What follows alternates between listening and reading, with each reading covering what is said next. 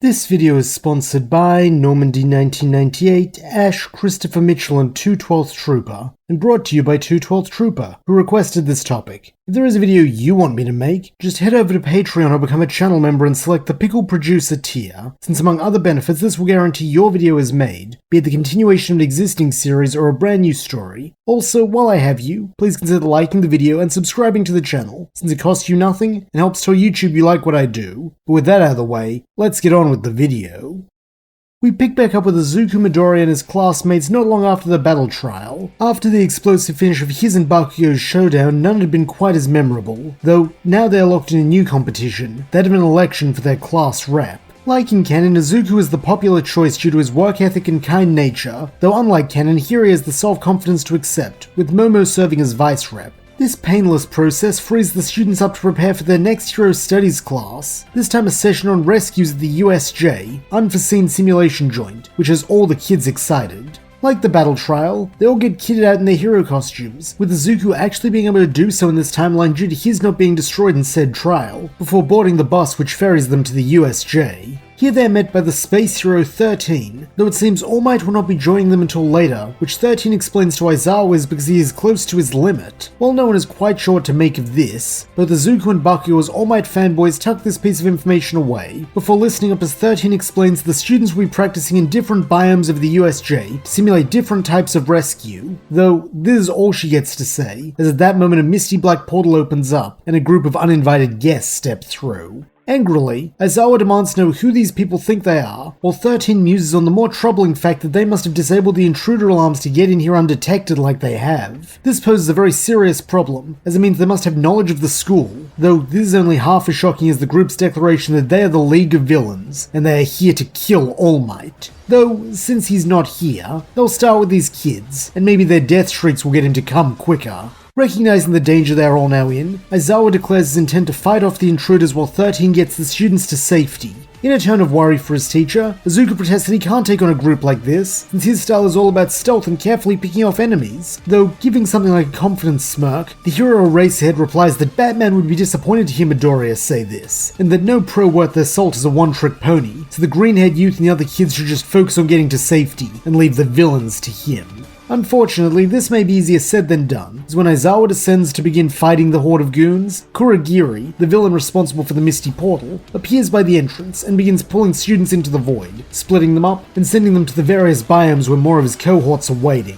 Thankfully, due to having learned from Batman to hang back and assess the situation, Izuku is not one of them, being among the small group near 13 who managed to remain in the atrium. Seeing that escape is impossible for all of them now, the Space Hero changes plans, instructing Ida to use his super speed to go fetch All Might and the other teachers, since if ever they need their heroes, it's now. Due to not being class rep, Ida does not protest, as in his mind his highest responsibility is to obey his teachers. Unfortunately, Kurogiri does still attempt to stop him by releasing more of that teleporting mist, though spotting the source of this is the strange man's body, Izuku has a bright idea. A blindingly bright idea in fact, as he yells for Ida to close his eyes before deploying a flashbang. As he had hoped, this catches the villain off guard and allows his classmate to escape to safety, though now the question is what to do next, as he has no intention of sitting back and being a hostage, just like he refused to be one at the scholarship exam. Also, side note here, I do need to make one small retcon from part 1, as after making the video I realized it should be the Wally West Memorial Scholarship, so I'll be addressing it as such moving forward. Returning to the story, Izuku begins scanning around for the best way he can help, quite literally in this case, as using the lenses built into his batsuit, he's able to get a decent view of the whole facility. From the looks of things, his classmates are handling their own villains rather well, with it seeming the real threats are the shaggy guy with pale blue hair who declared his intent to kill All Might, likely making him the ringleader, and a big bird-faced monster with an exposed brain, who looks to be the muscle of the team. Figuring he can probably take out the big brute with a sneak attack in true Batman fashion, freeing Aizawa up to handle the boss, Izuku grapples up to a higher vantage point. Then, as he did against Bakugo, he descends, allowing his shadow to fall menacingly over his opponent. Then, before it can respond, he drops a two-footed kick down onto its head with all his might. In response, the creature does nothing, not even blinking, as with a sneer, the blue-haired leader states that what he just kicked is called a Nomu, an artificial creature with multiple quirks, one of which is shock absorption, meaning all the little kicks in the world won't do jack squat. This revelation comes as something of a shock to Izuku, having never imagined such a creature could exist. Though thinking smart, he draws 2 batarangs and hurls them, one at each of the villains, hoping this will buy him time to grapple away and make a new plan. Unfortunately, it does not, as reaching out, the leader need only touch the battering thrown at him to turn it to dust, while the Nomu just allows the second projectile to pierce its chest, evidently unafraid of a little scratch. Or maybe anything else, since it doesn't seem to have a mind of its own with which to fear. Instead, it simply follows its boss's orders to prevent the bat brat from escaping, as when the boy fires his grappling gun, the abomination wraps a hand around his leg, stopping him in place with its super strength. However, this is not all it does, as between the crushing force of its grip and the sudden jerking stop, Izuku lets out a scream of pain, as his leg is snapped in 2 places. Understandably, this pain is enough to force the boy to release his grip on the grappler, falling back to the ground where the Nomu looms over him. Though, thankfully before it can go in for the kill, Aizawa's capture scarf wraps around it, pulling the monster away from the man's student. Though this does come at the cost of bringing Aizawa into the Nomu's range, as still being under orders to kill, the scientific abomination attempts to carry this out on the teacher, beating him bloody with the only thing that saves him from a premature grave being the earlier arrival of All Might. Grinning evilly, the leader instructs his Nomu to forget Eraser and kill the symbol, though this may be easier said than done, as leaping into action with the declaration that he is here, All Might begins laying into the monster. As expected, the hero's punches are ineffective due to the beast shock absorption quirk, though they are not the only thing All Might has at his disposal, as spotting the batarang still lodged in the Nomu's chest which has managed to break the skin while his punches cannot, the number 1 hero changes tack, pulling out the projectile and wrapping his fists around it like a brass knuckle, as the bladed tail and bottom of the wings poke out between his fingers. Suddenly, All Might's hits start doing damage, as each one leaves several stab wounds in its place, and while Nomu's second quirk, Super Regeneration, is able to heal them, this requires energy, meaning each hit does a little more damage than the last. Recognizing this, and there is still a way to save everyone, All Might smiles for the first time since arriving, a sight so inspiring that for a moment Izuku forgets his pain, instead cheering on the symbol of peace he lays into Nomu again and again, faster and faster like a jackhammer until finally his fist bursts through the other side, before opening to drop the worn down and broken fragments of the batarang. At once, those among the villains still active understand the true power of their enemy, with this being truest for Kurogiri, who, remembering his master's orders, deploys another warp gate, commanding the League, and especially their leader Tomura Shigaraki, to retreat. Knowing better than to stay around and fight All Might after he's just punched a hole through their Nomu, the villains flee, though as they do, the blue-haired boss assures the symbol of peace that he can see how much he's slowed down, so next time they meet, he's dead. Naturally, such a chilling declaration has everyone in earshot rattled, and as the other teachers begin filing in to check on the students or else capture the Nomu who is already regenerating from what should have been a death blow, All Might approaches the still down Izuku with a smile, stating that he's grateful for his assistance. Stammering a little at the idea that he in some way helped one of his heroes, the green-haired boy protests that he just got in the way, and that All Might saved them. But shaking his head, the symbol of peace retorts that he couldn't have done it without that batarang showing him Nomu's weakness, so he's grateful to young Midoriya, and to his mentor. For the rest of the day, these words stay with Izuku, leaving him with a warm glow inside, though that might be the endorphins trying to compensate for his broken leg. However, in truth, the pain of that wound is far less than the burning shame he feels for his arrogance and foolishness at thinking he could confront the Nomu and Shigaraki on his own. While he may have Batman's tech and know many of his moves, he is still inexperienced and will need to be mindful of his own abilities moving forward. Thankfully, there is no lasting injury, with Recovery Girl fixing him right up, which is good since next on the agenda is the UA Sports Festival, a national event in which young heroes in training show what they're capable of and introduce themselves to the world. While Izuku does not need this quite as much since the main function is to secure the attention of heroes to work under one day, which he already has, he does so use the next 2 weeks to train, being able to do so under Bruce directly now, since he's already in Japan to watch the festival. Wanting to make the most of this, the youth uses their time together not only to train physically, but to broaden his mind, debriefing with his mentor about the USJ incident and how he could have handled that better, as well as discussing the repeated recent mentions of All Might's diminished capacity and what that might mean. While Bruce isn't exactly warm in his demeanor, he does welcome his students' attempts to better himself, and so does not lambast him too much for his inactions, since he, Bruce, has certainly made his share of mistakes and needed to be taught patently obvious lessons the hard way. And as for All Might's condition, he doesn't say much at all, though Izuku is smart enough to see that the man knows more than he is letting on, with this likely being yet another test of his reasoning and problem solving.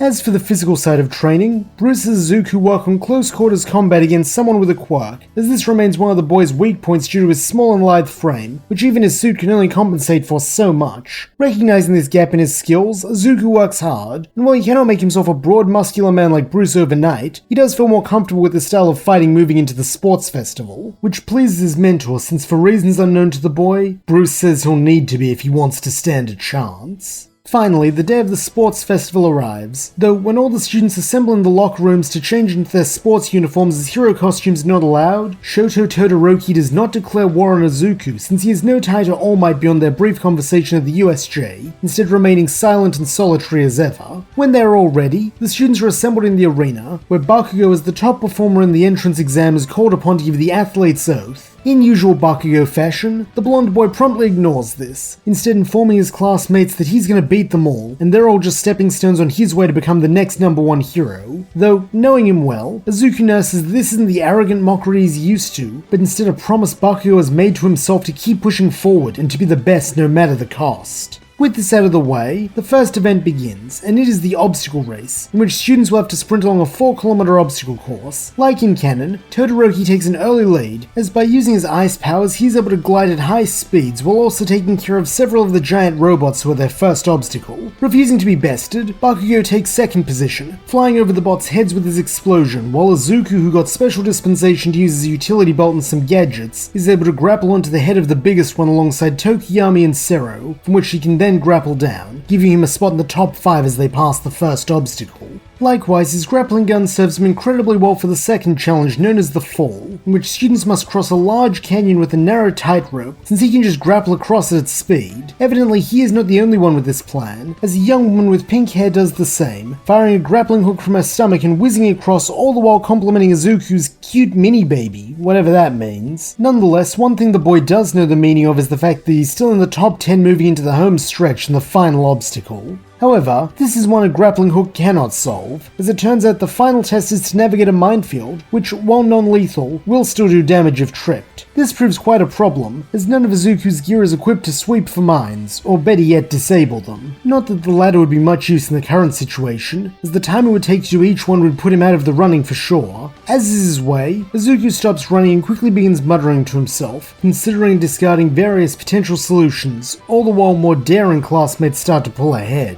Not that this is entirely in their favor, as several of them step on mines and are blown into the air. One poor boy even manages to get launched into the air by one mine, only to land on another, with this giving Izuku an idea, as he gathers up most of the batarangs he has on hand and begins hurling them in front of him in a straight line. From his place in the commentator's box, President Mike shouts that it seems Midori has taken to attacking his rivals, an assessment several already in the minefield share as they are forced to leap out of the batarang's path. Though beside Mike, a bandaged Aizawa disagrees, telling his old friend to look at the path being made by the projectiles. On closer inspection, the mustachioed Mike man understands, grinning that his buddy's been teaching his students well, and that this is some pretty slick thinking using those throwing weapons to create a path, since if they embed in the ground, it's safe to walk there, and if they don't, well, it'll be safe to walk there after the mine it hits goes boom. Catching on to this, several other students begin following the path Izuku has made, though while they are merely adopting the path, Izuku is forging it, having already cleared the minefield by the time the others are halfway through. Thanks to this, he finds himself in third position behind Todoroki and Bakugou, who both were able to glide over the mines without fear, though unfortunately, this will not be his third time claiming third, as from behind him, a blue blur passes him by, that of Ida, who thanks to Izuku's path and his own super speed, is able to snake ahead at the last moment, securing third place while the green-haired boy gets a respectable fourth. As it turns out, this is still more than enough to qualify for the second round, as the top 42 students are then assigned points based on their rankings and told to assemble in teams of 2 to 4 for a cavalry battle, in which their combined points will be worn as a headband by one team member who will be carried by the others, with the goal being to steal other teams' headbands to raise their own team's points, with the teams with the 4 highest point values at the end progressing to the finals. Surprisingly, not winning actually works in Izuku's favor this time, as the first place contestant, who in this case is Todoroki, is given the ungodly point value of 10 million, making him a large target and an unappealing teammate. Meanwhile, Izuku's 195 points are decent enough to bolster a team's starting score, but not so high that everyone will be gunning for them, with him therefore having little trouble finding allies. Like in canon, these include Ochako since she wants to team up with a friend, and the pink-haired girl from The Fall, who introduces herself as Mei Hatsume, since she wants to see more of his gadgets, or as she calls them, babies, in action. Finally, their last team member is Ida, since while in canon he saw Izuku as a rival he had to overcome, by beating him in the obstacle race, he feels comfortable joining him and Ochako, making their starting points 540. As part of their preparation for this challenge, Mei therefore outfits Ida with boosters she designed to help him go faster, while Ochako uses her quirk to make the rest of the team weightless so Ida can run at top speed without needing to exert effort pushing them. As for Izuku, due to being the fastest runner after Ida, he takes up one of the mount positions, allowing Mei to sit on top as rider, since with her zoom quirk, she can perceive what's going on despite their speed, and accurately issue commands. Looking around to scope out the competition, Izuku spots Team Todoroki, which is just himself and a boy with metal skin who Mei informs him is named Tetsu, with them possessing 10,165 points, and Team Bakugou, made up of himself, Kirishima, Mina, and Sero, with 670 points. Additionally, there is also one team above them, that being Team Obara, made up of Obara herself, Awase, and Hononuki from Class 1B, as well as Tokuyami, who have 720 points. Seeing that they're in 4th place and could therefore be knocked out of the running if another team manages to collect enough headbands, Mei tells her steeds to focus on getting in and snatching up some points ASAP, though here Izuku cuts in, logically stating that while they should do that, they should be judicious with their targets, since while Bakugou, Obara, and Todoroki may be appealing choices with their high points, they might be smarter picking off a few of the low-scoring smaller teams and bolstering their score that way, while not drawing attention to themselves. Liking the sound of that since the only attention she wants is from the spectators and she can get that in the finals, Mei has her team take off at Ida's top speed, with this allowing them to quickly pass by Team Pony and Team Rin, while casually swiping their headbands barely a minute after the event is called to begin. Naturally, this incenses the two teams who attempt to give chase, though this is where Ochako comes in, as on her call, she, Izuku, and Ida all jump in unison, propelling them into the air where they float comfortably, since now with 735 points they have been rocketed up to 2nd place, meaning if they want they can simply hang here till time runs out while being safely out of their rivals' reach. Or at least that would be the case if not for Bakugou, as well up until this point he has been focused on Todoroki as the only one who might actually be his equal. At the sight of Deku literally holding his higher position over him, he changes targets, blasting upwards and taking a swipe at the green-haired nerd for daring to make him look bad by both beating him in the battle trial and competing against him here like they're somehow in the same league. Unfortunately for Izuku, this sneak attack is successful, and without a batsuit to shield him he takes the full force of the explosion and is sent crashing back to the ground. Meanwhile, before Bakugou can attack again, he is grabbed and restrained by his teammates, who remind him that maliciously attacking another competitor is grounds for disqualification, and they don't want their chances to impress the pros to be thrown away because the damn hothead's trying to settle a childhood grudge. However, in contrast, it seems Mei does want that, as directing Ochako and Ida to land and regroup with Izuku, she tells the 3 horses to stay in the blonde's line of sight, since when he goes for the green-haired boy again, he can use his grappling hook to snatch the band right off his head. Not to mention if they're really lucky, the splody jerk will get his team DQ'd for that, so there'll be no one to come after them for vengeance. Figuring this will probably work, Izuku reluctantly agrees to be bait, with it not taking long at all for Bakugou to break free of his team and go on the attack once again. However, here is where the plan goes wrong, as when Izuku fires his grappler at Bakugou's head, the other boy demonstrates his incredible reflexes grabbing the hook in midair and blowing it up, thus stripping Izuku of one of his main tools. Not only that, but at such close range it seems nothing will be able to save the green-haired boy from a blast to the face. That is until a wall of ice springs up between them. Looking over at his savior, Izuku sees Todoroki, though it seems his reasons are not at all altruistic, as in his deadpan voice he orders both teams to hand over their headbands or else he'll freeze them solid and take them that way. For once, Izuku and Bakugou are on the same page, as in unison they shout out their refusal, then as one their teams begin charging Team Todoroki. Unfortunately, this is rather challenging, as with all the ice underfoot, they begin to slip and slide, a problem Tetsu does not have, with this presumably being why he was chosen, since he can move freely through the ice, allowing him to approach with a hand outstretched for their headbands. Knowing they're doomed if they can't stop this, Izuku tells Bakugou to fly at Todoroki like he was doing with him, and while the blonde hates to follow Deku's orders, even screaming at him not to tell him what to do, he does still go on the attack, blasting off with explosion from both of his palms. Due to being so clearly signposted, Todoroki has no fear of this, readying to freeze the boy, only to be blinded as Izuku drops a smoke bomb, obscuring both his own team and Team Bakugou, with this being just what the blonde needs to change course unseen and come in from the side to blast Todoroki at point-blank range. As expected, this blows Todoroki and Tetsu back, forcing them to retreat, while Bakugou bellows for them not to bother running, since when the smoke clears, he's gonna find them and beat the crap out of them. Overhearing this, this may suggest that they could try to take Bakugo's band while he's lost in the smoke, though Izuku counsels against it, since while Bakugo can be a jerk sometimes, they couldn't have beaten Todoroki without him, so it'd be pretty unheroic to pull a double cross now. Conceding this may has the others cut a retreat as well, though they don't have to run for long, as soon the timer sounds ending the cavalry battle and revealing the winning teams. Unsurprisingly, at the top is Team Todoroki, with 10,860 points, as it seems they'd already jumped a few teams such as Team Shinzo and Team Hagakure and taken their bands before coming across Izuku and Bakugo's. Next up is Team Obari, with 1,140 points, since they used Iwase's ward to ensure their band couldn't be taken from Ibara's head. Then, when Team Mineta tried to take theirs, they stole the Grape Boy's headband instead, much to Obara's regret, as it was a deceitful, wicked tactic. Though she supposes it was somewhat justified considering what a sinful young man their victim is. Following this in third place is Team Hatsume, with 735 points. And finally, Team Bakugo are the last team to be admitted to the finals, still having their starting number of 670, since Bakugo's focus on his grudges prevented them from acquiring any new points.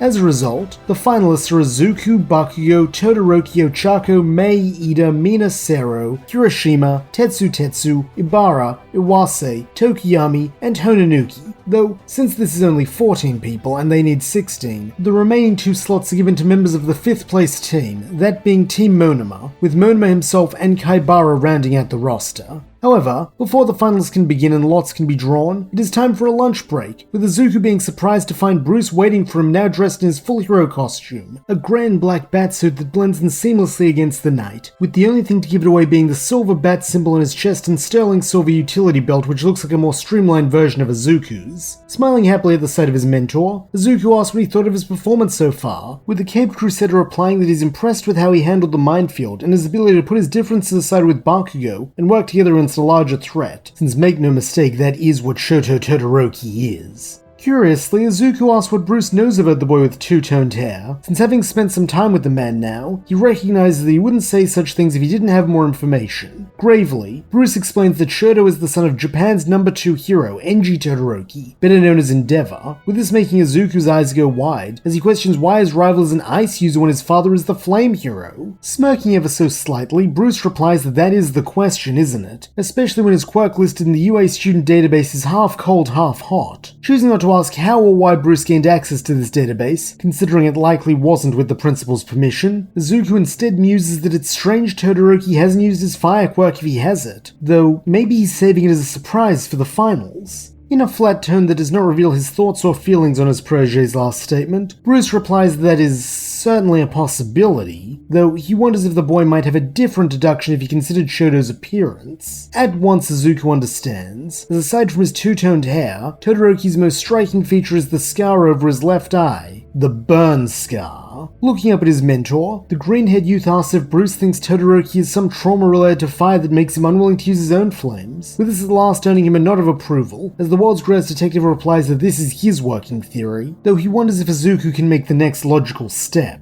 Sighing, the young hero replies that he can, since it doesn't take a Bruce Wayne level intellect to spot the correlation between the burned boy with the aversion to fire and the father whose quirk is Hellflame. Nodding gravely, Bruce sighs that parents can be a powerful motivator both for good and for bad, since the worst mistake he ever made was a misguided attempt to ensure that no child ever had to lose their parents as he lost his. This declaration comes as something of a shock to Izuku, as his family has always been a subject Bruce has avoided discussing both publicly and privately, with there even being some question if Bruce Wayne is a pseudonym, considering there are no records of such a person existing before the appearance of Batman. However, now is not the time to pry into such personal matters, since there is something more pressing to discuss, as he queries what their theory means for the finals, with Bruce remarking that he can't imagine it'll be anything good for him or for Bakugo, since that stunt they pulled at the end of the cavalry battle where they drove heat, light, and smoke into Shoto's face will have likely resurfaced some old feelings, and if the boy is anything like his father, his response will be as brutal as it is effective, so Izuku should watch himself out there.